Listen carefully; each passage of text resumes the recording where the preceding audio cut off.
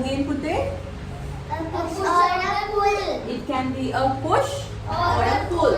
So can you tell me what happens to an object when a force is applied? You can move. Very good. We can move the object. What happens when we crush this? Making sound. What happens to the shape of this object? It changes. You can change the shape of the object. Crush it. Now what did you do?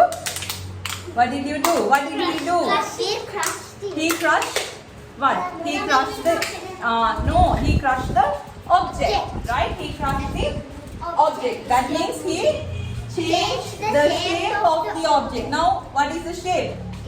It's wrinkled. It's wrinkled, right? Now, you throw me the ball, huh?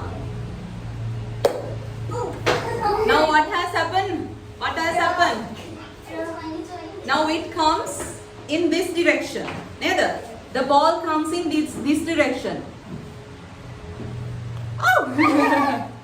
Look at the direction which the ball comes. And look at the direction which the ball goes back. Right? The ball bounces back, right? Yeah. What did I do? I applied a force. I applied a force.